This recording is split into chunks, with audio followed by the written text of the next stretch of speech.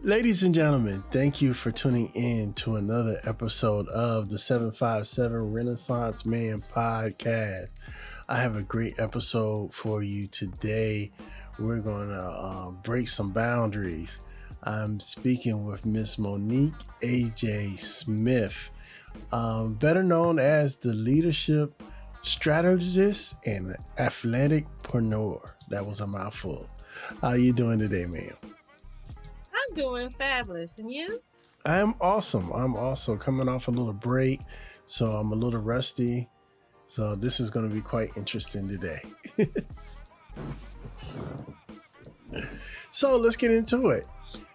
We were talking earlier, and I love how you represent not only for women, but women of color in the sports arena. Let's tell the people a little bit about who you are and what you do. Well, we were really talking about my beginnings. Yes. You know, talking about your daughter, her interest in sports. And I was saying that I played a support role since 8th grade, but it was not a cheerleader. Mm-hmm. I was a scorekeeper. So I began my love of sports from an analysis standpoint because I was a writer and I wanted to be able to tell a story. Mm-hmm. I ironically grew up with Tony Massenberg, who ended up playing for Maryland, mm-hmm. and stayed in the league for 14 years. So I was his statistician and his scorekeeper. And when Lefty came, I had to compile all his stats. Mm-hmm. Ironically, I ended up going to college and majoring in public relations. And the first internship I saw on the bulletin board was for the CIAA. And I ended up being an intern for the CIAA in 1988. One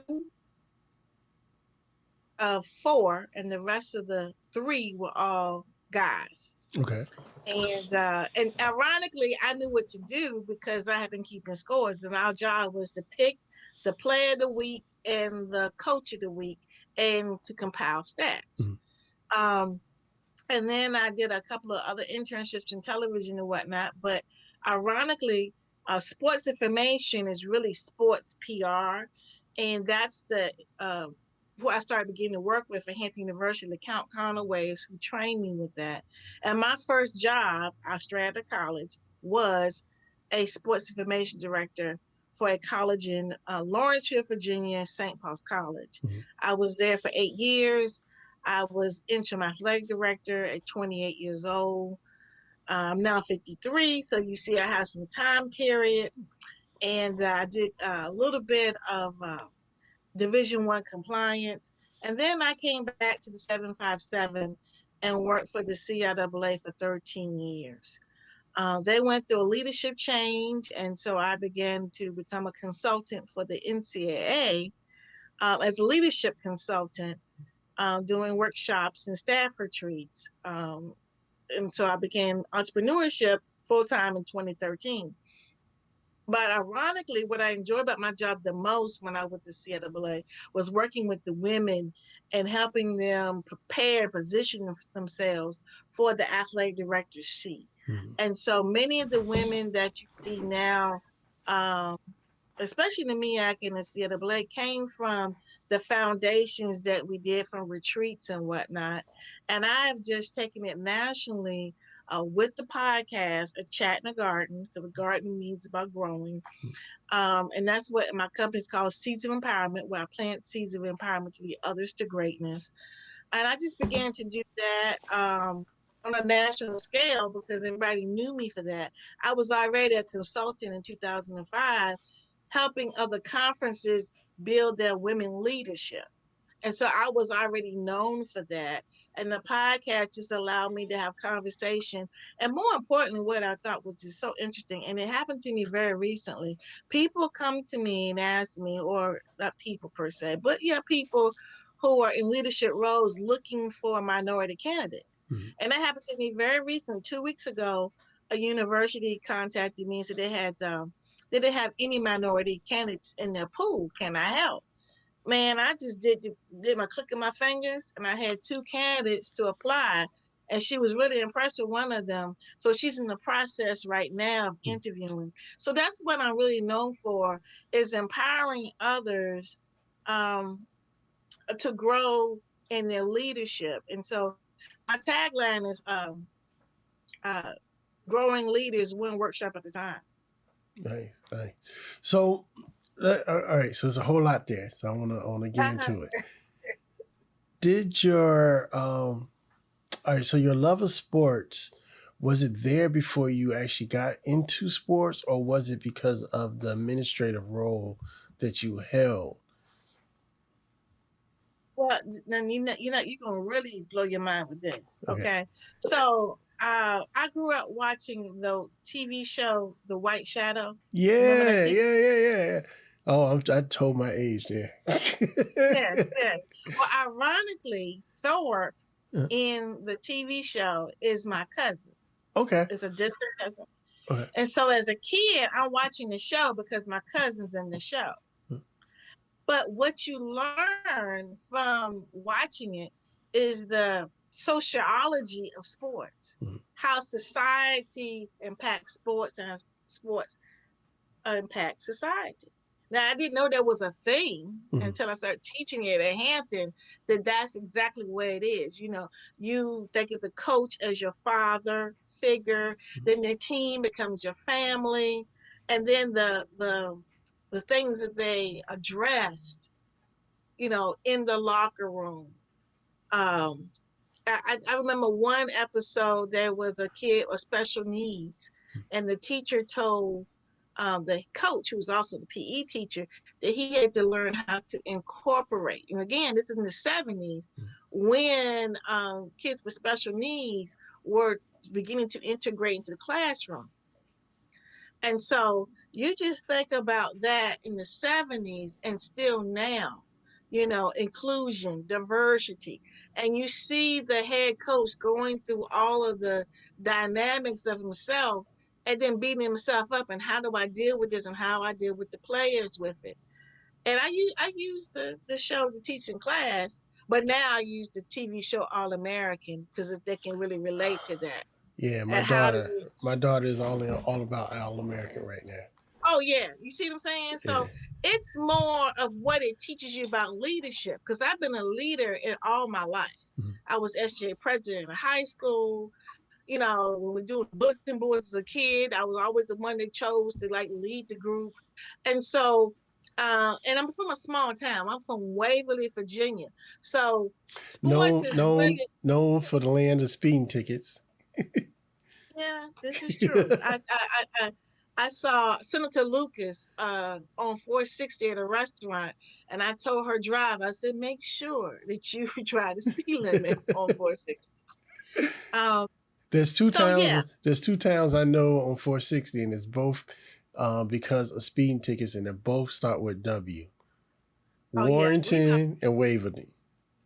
Oh wow, wow. Yeah, you Well, slow I it think down. Warrington is on 50. On Oh my gosh, I used to live in Lawrenceville, 58. Uh-huh. Those are 58. We talking about 460 going toward Petersburg, Well, if not you're in going. Virginia and you driving through any county that starts with a W, you You need need to to slow slow it down. down. This is Windsor. Yeah, this Yep. is true. So yeah, the love of sports as it relates to that, and then being a reporter and want to promote. I always wanted to promote um, our people to All American Mhm. and all conference. And so that's how I treat the administrators. I try to use my background in PR, because that comes to me naturally. Mhm. The slogans come to my head of how to promote them Because again, it's like earworms. It's like if you have a ballot of who is going to be chosen All American, when you have a candidate slate, if you've seen that person's name before, I bet you anything they're going to bring you in for an interview because they've heard of you. Mm-hmm. So I take both that combination. And ironically, because I did know sports at Hampton, we had a TV show and I was only a female sports reporter because I know how to take the stats and tell a story. Mm-hmm. And that's what another question I have for you.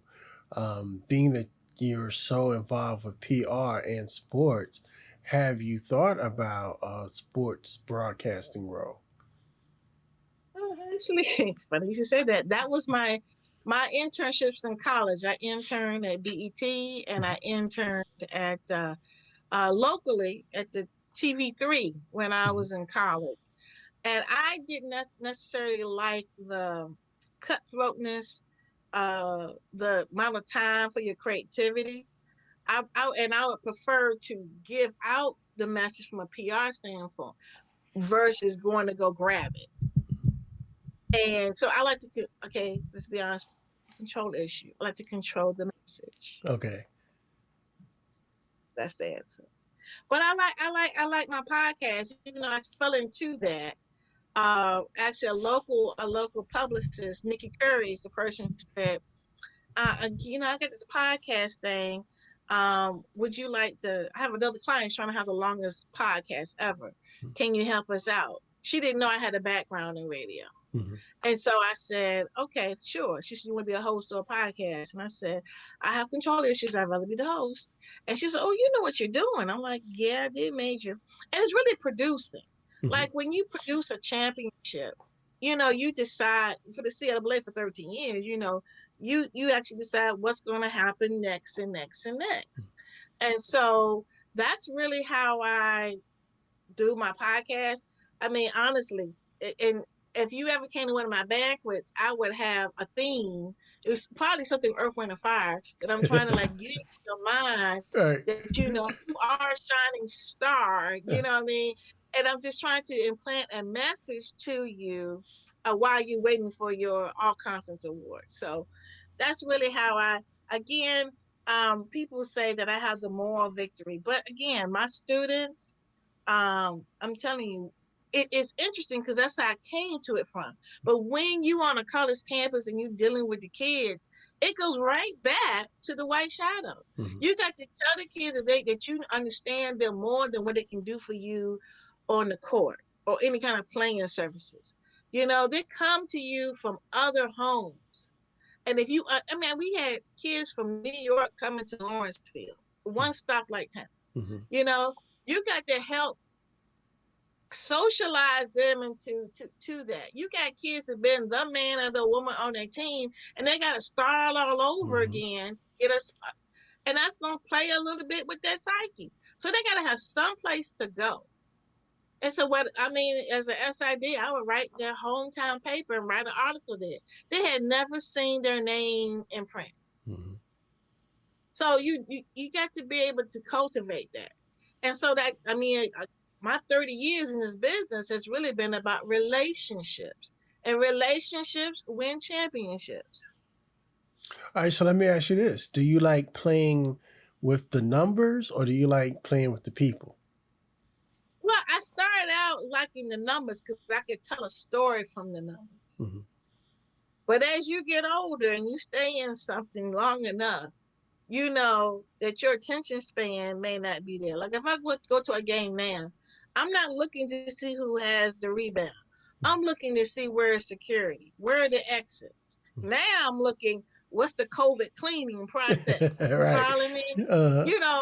I look at different things. I'm really about policies, procedures, and the administration of it. Mm-hmm. Um, and then now, what I really love is teaching the next generation of administrators. I have a student that will send me an article, graduate 3 years ago.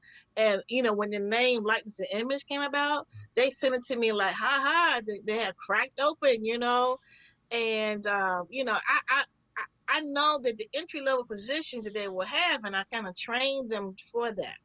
And so even in my consulting business, I have women who come to me who want to get their next job in athletic administration or to move up in advancing. And we just last night we had our monthly mastermind, and a young lady was saying that I would switch her mind, growth mindset from fixed mindset, to tell her how to promote herself for the position that she wanted. So I do a lot of mind work Mhm. to get them ready, to get that soul ready for that good positioning. And one of the things I did do was to create a magazine because, I don't know, and I call it significance Mhm. because I think you should seek significance instead of success, because significance is what that you leave after you're gone. And so one of the things that's interesting is that people have a hard time promoting themselves. Mhm. And so I would say, and this is I mean, changing leadership is a common thing. I mean, think about it. Your bank has had several names because people consolidated Mhm. and whatnot. So almost every field, every industry has the same thing. So I can't say make yourself pink slip proof, but I would say to make sure your name stays out there, you got to learn how to package your specialized knowledge. So what is something that you've done at your campus or your conference or your department that you saw, that you created, that you can create someplace else. So one of my clients works at DC Public Schools, and she brought out girls flag football, and she brought esports. So that becomes her expertise marketing. So how do you package that so that you can keep your name out there? And I like to say, put a dot, dot, dot between your name and the university versus a comma, because you want to be able to know for what you bring to the table to the university. So you scare me because every time I ask you a question, I'm still back on the introduction questions, right? But every time you Uh-huh. give me an answer, you pull something else I want to talk about. So now I still want to talk about sports. I want to talk Okay. about the magazine, and then now you're Okay. talking about esports. So I'm not sure which way we're gonna go right now. All right. Okay. All right, All so let right. me go back to one of my earlier questions, and I'm real scared about what the answer is about to be. Okay. So, what was the difference between the CIAA and working with the NCAA? Well, working with them, I was an independent contractor Mhm. for the NCAA. And it was a blessing because at first they just gave me $3,000 a month and was waiting for them to call me to go do a university. And I was like, "You sure you don't want to like me do something? You just giving me money." So they said, "Well, go ahead and create your workshops." And because what I was really doing was doing disc assessment and then communication workshops. But because I had already done those type of things for the CIAA, I could take any business book and just make them a workshop. Mhm. Like I did one last night off of this book called The Women Code, and use it for my my clients. And so yeah, I mean, again, that's the promoting and the educator in me, and the producer. I can take it and make it grow. Thus, it's called Chat and Garden. So, the CIAA, it was different because that was my job. Mhm. Being a consultant is different because I don't have to be dealing with budgets and travel. You send me somewhere and I just do. And it started my entrepreneur piece. Now I will say I had a learning curve because as the educator, to give things away for free. I had to learn how to package myself um, as an entrepreneur to get paid, to monetize. And so one of the things that I did, I took my inheritance to learn how to become an entrepreneur versus getting my PhD, and that has made all the difference. So yes, the working for the CAA, I worked for them, but for the NCAA, I was an entrepreneur. That started my journey, and Mhm. I was an independent contractor, and so now the NCAA it changed again leadership. They took their money from education and put it in enforcement. And they said, yes, you can still do the workshop for the university, but they got to pay you directly. And I was like, bet. That means I can charge more. Mm-hmm. And so that's where I am now. So once you got a taste of the difference, needless to say, you were hooked. Well, yeah. I mean, because almost every move I've ever made, I'm measuring the impact. And I realized, because it took me a lot to leave a college campus. When you see how much I love the students and getting them all Americans and promoting them and just helping them holistically get ready for life. It was hard to leave that kind of interaction because the conference office is more corporate and you don't see the kids until championship time and you don't have time to be doing that kumbaya moments, Mm-hmm. okay? And so the administrators became my students and trying to mold them. And that's the kind of the difference. And so when I saw that I could have more impact as a consultant, I was like, okay, I get it. And honestly, I'm being led by the Lord because I'm going like, if this is supposed to work, things are going to pop. Mm-hmm. And Exactly. it's been popping for 8 years. Mm-hmm. So, All right, so let's talk about. I want to talk about your connection to Hampton University. okay. So you started out as a student at Hampton University. Yes, I did. I came to Hampton in 1986 and I majored in mass media arts and then I fell upon LeCount Conaway sports information and really I was more like I was a student sports information director. By the time my junior and senior year we were hosting the Division II national championship and I was in charge of the press box in 1989 and 1990. The first time I was students that put me in a cottage on campus. The second time they put me in a hotel. Okay. Okay. Yeah, I have a long history with Hampton. My mother, my father, and my little sister all graduated from Hampton. Okay, okay. So I'm Dynasty, and everybody has. Well, I don't know if your parents would have a name, My but mom was the first year of Ogre, okay, all and right, my sister is Ogre also. okay. Well, Dynasty, you only can be just one. We're the only class that we ever call Dynasty. Yeah, man. Yeah, yeah. So yeah, I'm the black sheep, and I'll give you Okay, two guesses of what school I went to. Nova State.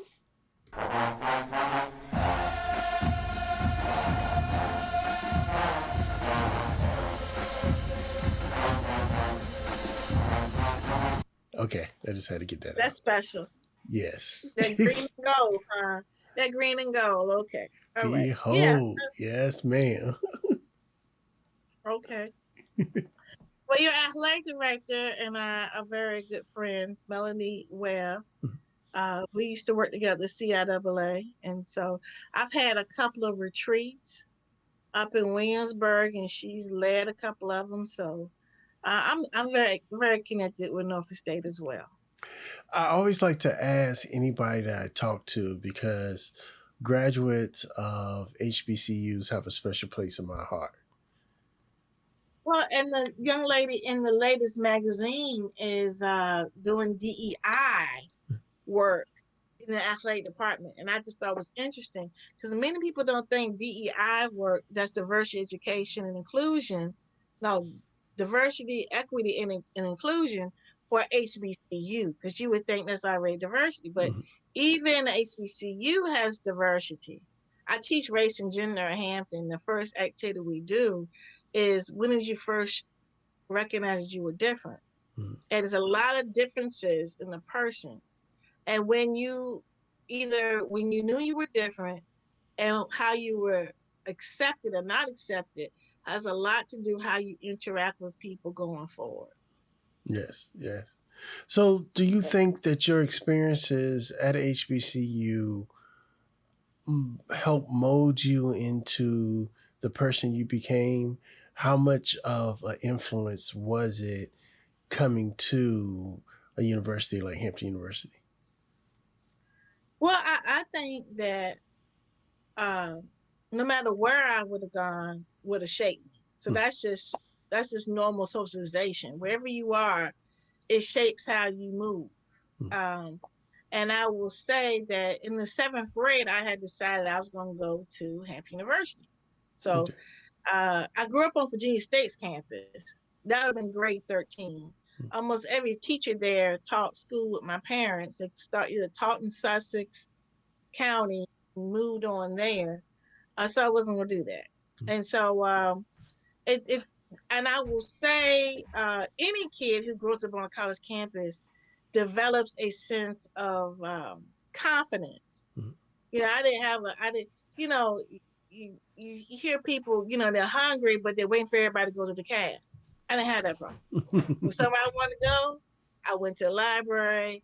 I didn't have to have a crowd with me, Right. you know. So it develops independency. And I would say I went to Hampton, but I will say 8 years at St. Paul's College Mm. really developed me as a leader because um, there I was able to bring experiences of Hampton to the young people there. Because I remember if they had a problem with their bill, I said, bring the bill to me and I will try to find where the holes are. But the difference is when they went back to the business office, it'd be the same person.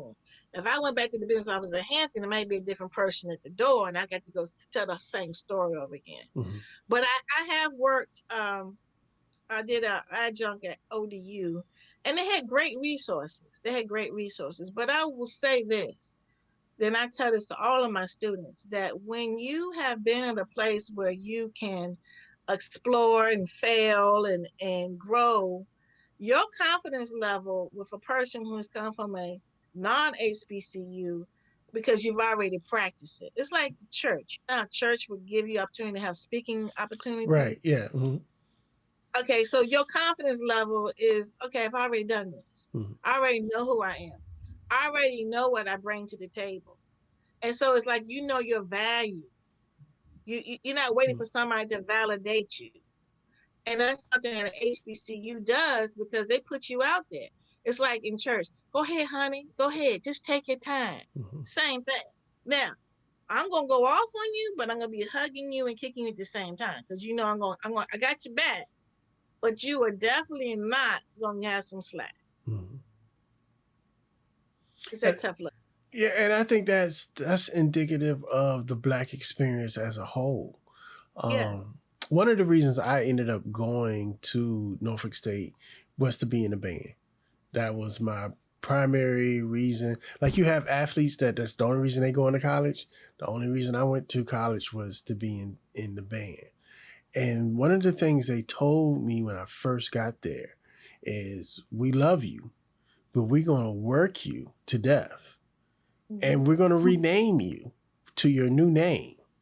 And you will go out into the world with your new name and be great. But we're not going to take no slack. And they meant that. Mm-hmm. I think that, the experiences sometimes we get there are a little bit more connected because when you have experiences with people that look like you, that not only are they're going to give you a hand, but they're also going to push you at the same time, is needed, especially in our communities today. Well, let's just be honest though, okay? I mean, we're talking about differences in our community. There are a lot of differences in people, and it's eye opening. So I come from a small town, and school teachers like the high of the status Mm-hmm. piece. I come to Hampton, I'm up here with lawyers' children and doctor children and senators' children and TV star children, Mm-hmm. and it's a different there's differences there that you have to learn. I remember my roommate was from Mount Vernon, New York, Mm-hmm. and she kept saying, "You all don't have real department stores. Like we had Tallheimers and Hex," but Right, she says, "No, that's no Macy's." And I'm right. like, so I mean, again, everything is not warm and cushy, Mm-hmm. but again, growth is uncomfortable. So you will grow in a safe environment, but best believe it's going to be uncomfortable, even though you want to around your own people. Yeah, yeah. But like you were saying, when you went to from that experience to St. Paul's, you already have a sense of who you are. Oh, no And doubt. and I think that is a great thing for a young person to already know. And you hit so hard, so close to home with the whole church experience. I'm a preacher's kid. So I get it. And that's why I'm not scared to talk to anybody. I'm not You're right. scared to Right. I think my nervous limit has to be like 10,000 people. Then I'll get nervous. Because I've spoken in front of hundreds and thousands of people, in front of church, in front of, schools. So I've done that. That I can handle that. And I know I can handle that. So let's go work on some other things. So that kind of gives you a little, because we need as much help as we can get, and that gives us a little bit of, for lack of a better word, privilege. Because when you have that confidence in yourself, you can go out and tackle things that you don't think you normally would tackle. And I'm going to tell you this. I worked the Olympics in 96, Mm-hmm. and I worked the Olympic Festival in 95. So in 95, and both of them, I'm in the press room type Mm-hmm. piece. And both of them was an elite situation. So, but the first time, again, I am my own director. I'm a female sports information director. Mm-hmm. And the people were in HBCU. Mm-hmm. They were looking at me like, okay, you have to make a media guide and you know how to do so much. They were talking to me like I was slow. Right, right. And I'm like, Nah, I've okay, been your there. title, your title and my title the same. Now, my voice inflection Uh-huh. of being Southern, they kind of took that to be slow. So my confidence was kind of shaking there for a moment, Mm-hmm. you know, because how I was being treated. But then I'm going like, okay, I know how to do. So then fast forward to 96, I'm working the basketball venue at Morehouse. Mm-hmm. And most everybody there come from Division I programs. So first, the television didn't work. They're up here trying to call somebody to work it. I'm from HBCU. I can figure it out. I'll go in the back and see what buttons to push. Then we had a reporter. I want to say he was from a country that he didn't know how to use a computer. Mm-hmm. And he needed a typewriter. And everybody was freaking out. I'm like, we're on an HBCU campus. There's somebody here with one. Let me go find one. I brought this man a typewriter and I became like girl wonder, because we don't have that fear and we all just know you just do this one thing. Right. When you at HBCU, you're gonna have different tasks and you're gonna be able to address it as if this is a wonderful challenge versus this is what I always say. It's when you see a wall, is it a wall or is it a door of opportunity? Mm-hmm. Mm. Okay. All right. We got a lot to get. We still haven't. I'm going to get more into the magazine. Okay. I want to talk about the book. We Okay. we haven't even talked about Boo Williams or none of that. Oh yeah. Yeah. So all right, let's talk about this magazine. What made you start a magazine? Well, I was mentioning before that my people weren't understanding that they needed to get their name out there. To just do the work where you are and have somebody notice you are over, And so, and with paying me, people would get their pink slip and then they come to me that want me to help them get a job. And I'm like, nobody knows your name. Mm-hmm. So you need to package your specialized knowledge, your expertise. And so I was asked to do a 3-month blog for the Boss Network. And I was like, you know, and it was easy peasy. It was like, wow. And I'm like, if I could get my women to see the same thing, Mm-hmm. that there's something that you know how to do. And I had been in we talk about the book. I'm in this anthology, and I like the anthology method, but I didn't like the fact that anthology you couldn't say the name of the schools, you couldn't say people's names, and you couldn't put pictures. So I said, can I take the same business model for an anthology and put it in a magazine? And so I had a young lady that I had seen her work. She had put some of my clients in her magazine previously. And I just asked her, I said, how much would you charge me to do my own magazine? And and so the people paid to be in the magazine, again, it's the anthology business model. And it's been a hit. I just posted about being on the third one. So they are both on Amazon. They're both on Amazon. Significance in athletics and sports. Interesting enough, I really would like to get these in the hands of the young people who are interested in, especially Black girls, because it talks about all the different careers. There is a career, we talked about the White Shadow, Mm-hmm. Alliance of Social Workers in Sports. People didn't even know that that was a thing. Mm-hmm. And now, that was written before COVID. So after COVID, you see the importance of it because these kids are coming back after losing their eligibility, losing their mobility, losing maybe family members, you know? Mm-hmm. And so you need to have an understanding where they're coming back from because there's no thing you're coming back to normal. It's even a new normal. You know, it is what it is right now. And how do you serve them now? So that's a field. And right now, it can be contracted work, and then Division 1 schools are bringing in mental game coaches and sports psychology because it's two different things.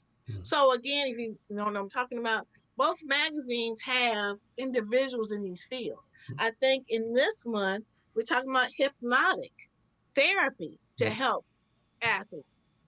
Um, and then I just talked about diversity of HBCUs. You don't think about that you need because that's another career people are all getting assigning. And she had just gone to get certification for that because just because you're a person of color does not mean that you should be leading diversity efforts. Yes. Yeah. Okay. So see, you didn't open up a whole nother question. To see, I can't stay on my timeline. All right. I want you to touch on that. How important now, and over your career in sports, uh, do you see the difference in mental health and sports being related? And like you said, are there positions where there are psychologists that are like mental coaches? So how did you, how do you, I'm trying to see how I want to frame this question. What's the difference between when you started and now versus the importance of mental health with athletes? Now, here's the thing: you don't even know that you really did send me a good assist or a good alley oop.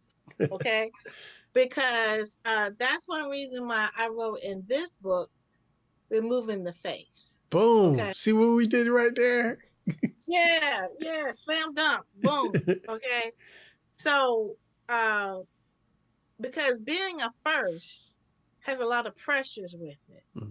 And I was that. I was the first full-time female SID in the CIAA, working for the first female AD in the CIAA. And so you got a lot of eyes on you. And again, I mentioned I was athletic director at 28. And I think one of the things I will say is it's not maturity, it's more about wisdom. Mhm. And like I talked about relationships. Well, I was really worried about relationships. The person talking to me or the person with the title, did they want something from me? Then as I become mature and wise, I realize, yeah, they do. That's what relationships are, give and take. And it's not disingenuous. And so when I began doing it, I didn't have an understanding and I had a lot of mental things going on because I was not I wasn't mature enough with that, Mhm. and so many people have traumas, okay, And the interesting thing, because again, you bring yourself to your job. And the younger you are, you have less experiences to pull from. So it can become more of a trauma thing. So I would say now, with people like me, I can see where a person is about to go down the wrong line. Mm-hmm. Okay. And so that's why I wrote my chapter, Public Figure Mask, Exit Stage Left. I put a lot of pressure on myself because I knew a lot of people were watching me how I was doing. And if I didn't do well, there was never going to be another woman in these positions. So when I got to the conference office, I had just gone through a divorce, and I was so appreciative of the opportunity to be able to stand on my own. So now, being a single woman in the business, maybe having children, maybe not, it's not a stigma, Mm-hmm. okay? But it was about 25 years ago, and especially me being young. Older women would maybe being a coach and then happen. I was administrator from the very beginning all the way through. Mm-hmm. So I wanted to be able to give tools because, and I'm so happy that I've seen women today. See, they want to be able to say, I made it to the mountaintop. So that's like going straight up the mountain. And then you get it. And then you stand at the mountain and you're there by yourself. Mm-hmm. You don't even remember how you got there. You got family members who got married, had children, and you don't even remember, did you get an invite? You know, Right. you miss all the Thanksgivings and Christmases but everybody's so proud of you because you made a social commissioner or you made AD. Now what I'm saying, that people are choosing significance over success. I've seen women who have been a Division One AD who decided to take a uh, a lieutenant job, associate AD, or chief of staff somewhere, okay, and not concerned about what society thinks of them, but knows what's best for them and their family. Mm-hmm. There was a winning AD in the SWAT. I mean, she got there's an award that you get for the number of championships. She just stepped down to go work for um, a sport organization, okay, in development. You know, you really measure your level of being in a toxic situation versus the image that you are portraying, and it's just not worth it. And I'm seeing, and I'm telling them all the time now. And again, I had clients tell me because I said therapy is not a dirty word, Mm-hmm. that actually politics is not a dirty word. Politics is nothing but relationships. It's like playing spades.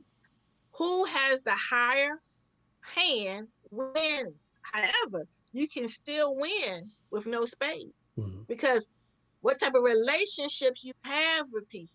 So spend your time building better relationships versus being upset with somebody who's not supporting you or they undermined you. You follow what I'm saying? Right. So, but if you don't have your mind right, you're going to continue to just keep the mess going. Mm-hmm. You follow me? So again, therapy can help you reposition how you look at something. You can go from fixed mindset to growth mindset. This is the kind of work I do with my clients because skill set don't make me difference. I tell you how to use MailChimp to get your email list, to get your tickets sold. None of that. If your relationship with people, if you think people coming after you, and when you are first and you don't have anybody to compare that to, it really is something you gotta get your mind right with. And so that's why I talk about some of the tools. Like I use the book, The Four Agreements. Again, I use therapy, and I'm seeing more of my people embracing. Number one, I'm going to set my own value system, my own compass. I'm going to use therapy because if we're talking about the mental health of our students, what about your mental health? I asked a question in my Facebook group that goes with my podcast. I said, was Naomi and Simone a trigger for you? Do you push through? Do you seek help? Or I got this? And I got a lot of feedback.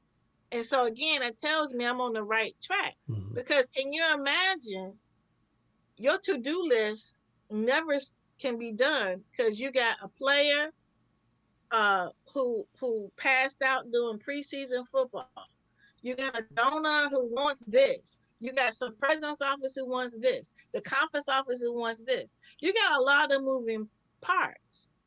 And unless you know how to deal with the stressors, and then let the stressors deal with you, which becomes a mental health piece. Health, all right? Mental wealth. You get it? Yes, yes, yes.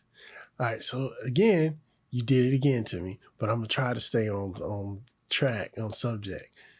Let's talk about your podcast. Okay. I'm very proud of you, um, Thank you. because you are, before I was even into podcasting, you were well established in the podcasting field. And the common theme of this conversation, I want people to realize how you specialize in being different. Mm-hmm. And one of those with the podcast, your podcast has been out how many years? 8 years. I'm in my eighth season. 8 years. So 8 years ago, you had the foresight to jump into that medium. What were your inspirations for starting the podcast? Well, Nikki Curry, who is out of Chesapeake, she was my publicist, and she introduced me to Clark Garrison, and he had the network, Survival Radio Network. And so I have to give him all the credit because again, because I did the well, I think 48-hour podcast with Nikki's other client, she was like, I have a better fit for you. So I told him my goal was not to be on Spotify and iTunes. Mine was to give a platform so my people could maybe listen to the career path of other women who look like them, to give them encouragement. And honestly, I had one young lady who took who started as a coach, then an administrator, but then the ramp off to have children. And she said that the podcast gave her life because she knew that she could get back in. Mm-hmm. And so she got back in, and then she hired me to come do a staff retreat. So it all worked out. But definitely, I had a goal to be able to twofold give the women in the business a place to be able to see themselves. And then for those who say they don't know what minority women are, I'm like, oh no, you're a lie because you didn't go to my podcast. So it was twofold. And so by being in a network, I was told I had to have a Facebook group. I didn't know what that was. Okay. And then I was told I got to have a logo. So they sent a guy with a logo for me. Asked me what I wanted. So he picked the pictures and he did the logo. And so now, 8 seasons later, I have a Facebook group of 2,200 women.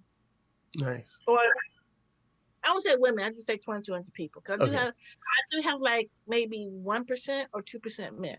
Mm-hmm. So your goal is to have other women, in these administrative roles. What advice would you give? And I guess so. Okay, so I'm gonna go ahead and wrap up the episode, but I'm gonna have to have you on again because it's stuff we hadn't even talked about yet. We haven't even unpacked a lot of this stuff. All right, so this is how I end all of my episodes, and I guess this question aligns with it. If you had a young Monique come to you and ask you for advice, what would you tell her? Advice concerning sports or advice, period? Advice, period, but leaning towards something in sports. Okay. All right. Well, I had this often. I have a young lady that was working with me at Boo Williams. She Okay. was her father is the track coach at Hampton. And so she was her little summer job was to help me with the COVID teams, escorts teams. And so she said she wanted to go into business. and management.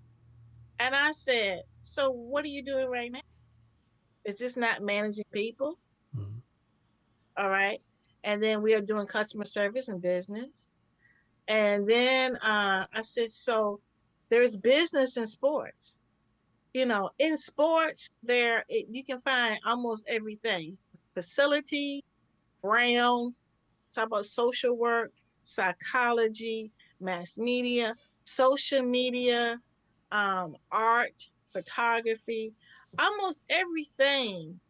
Um, oh, we talk about a little bit about the gaming, just a tiny Mm-hmm. little bit. Um, so if you like it, again, I would say explore intern, okay, for free. All right, because if somebody's paying you, that means you can't say goodbye. You Mm-hmm. know, so you want to do internships and explore and volunteer to see if you like, if you don't like. And some people are just not into the greeting and marketing. Some people are behind the scenes and want to plan it, want to just do the emails, want to be able to just put up a banner, all right, and leave it, and then don't have to interact with the people. I'm a great planner, but I'm not really get good with the little kids. You know Mm-hmm. what I mean? Like I can go hire somebody, you do the kids, and you make sure the kids are out of here by this time. I do what the parents are paying. So you got to be able to explore what you like and what you don't like. But there's a lot to explore. I knew I couldn't be a cheerleader Mm-hmm. because yeah, that's not me. I want to be a support of using um um uh I can't even say dancing or whatnot, because even if I was over cheerleaders, I'm going to say this is what we want the crowd to say. I'm going to produce it. Mm-hmm. All right. And I'm going to teach them the game, because I can't understand why you don't know what needs to be said, when to be said. So Yeah. I believe in educating to influence. So if a young person asks me that, I would say, and I have this all the time, because you're not the only fathers kind of asking about for their daughter. I say, let's explore what you do like. And I'm trying to think. One young lady was talking about, I want to say makeup or something. And I've had students who were good with nutrition. I said, why don't you write a list of all um, the fast food places that are open after 9 o'clock. So when you travel, which ones are going to have the best options for nutrition for what you. So again, I would say my God-given gift is my creative problem solving ability. So whatever you bring, I'm gonna be able to help the young person be able to see how it may fit. But it's a two-way conversation. You know what Mm-hmm. I'm saying? That help? Awesome. So, how can people get in touch with you? What's your social medias? How can they get the magazine? How can they get the book? Give it to us. Okay, so I really do like to talk on LinkedIn. Okay, I know people are like on the other, but LinkedIn to me is more professional, and I actually look at that first thing in the morning. Mm-hmm. So I'm Monique A. Smith. Now I do have a store. It is called payhip.com/seeds of empowerment. That's the name of my company. Seeds, SEEDS, empowerment. And I have a special offer for all of your listeners. Okay. Hold All on, right. hold on. Special offer. Yes, yes. And I think I'm gonna make it for anything that's in the store. I was gonna make it just for um the magazine, but because the magazine, both we have two magazines, um that it has different careers in it. I want to be able to get this out. We're gonna get 50% off if you use a coupon 757. 757.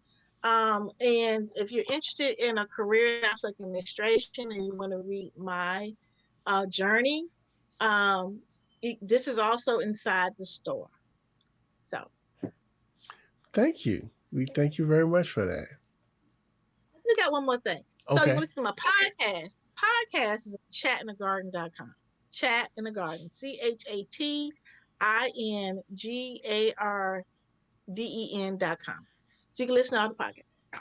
Which I have been. Okay. which one you like? So I'm not even gonna lie and say I can pull out a name. But last night I was listening to one of the young ladies and you speak. I'm not sure which episode it was. I think Well, what we talking about? I think it was the last one when you was talking about business administration within let me see. I'm gonna look it up since I got it right here. Okay. I'll tell you exactly who it was. And that's what I love because, I mean, people listen to that and it becomes a bridge. So let's say that you were a young lady that want to be in the business. You would go and say, go to LinkedIn. Hey, I listened to your podcast with Monique. I have a follow-up question. Guess what? Now you're connected. Now you have that comfort level thinking a person's approachable. You And got that's me. what we need. You got That's me what we need. logging into my other computer. Oh my gosh, I'm so sorry, but I was just curious because we've had some great. This one lady who wrote a book called "Love Is the Root of Resistance," and her father was a Black Panther, and she's also a professor. But she talks about how to prepare our student athletes to be activists, and I keep telling folks, your kids are gonna come back a little different. They're gonna come back. They're gonna be saying, "I'm having a mental health day. I don't want to compete."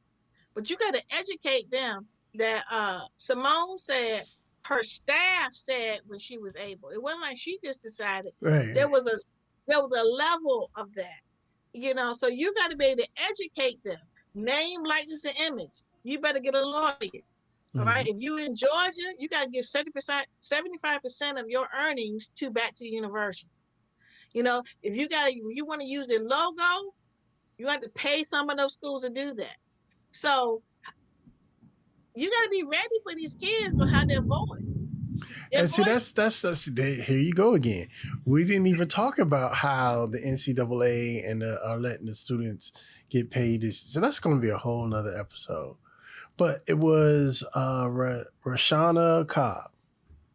Oh yeah. That was that was a replay. That was a replay from last season. So every season, I award the podcast with the most listeners with an award called the Deb Award. And Deborah in the Bible was the one who gave the wisdom under the tree. So the tree is the garden. The person gave the most wisdom out the garden gets the Deb Award. So last week I was on vacation and I played a replay. So that's what you heard. Yes, it was. All right, let me go because you're going to bring me down another rabbit hole. But we got to have you back because there are a lot of things we want to talk about. And we didn't touch on the athletes and the NCAA. And you're the perfect person to talk about that. And I want to talk about that. So I got to have you back. Well, I tell you, I work with the administrators working with that. You know what I mean? And so I'm looking to see who becomes, again, in the magazine, becomes the expert that I can promote to talk about that. You follow what I'm saying? Right. Because it got too many moving parts.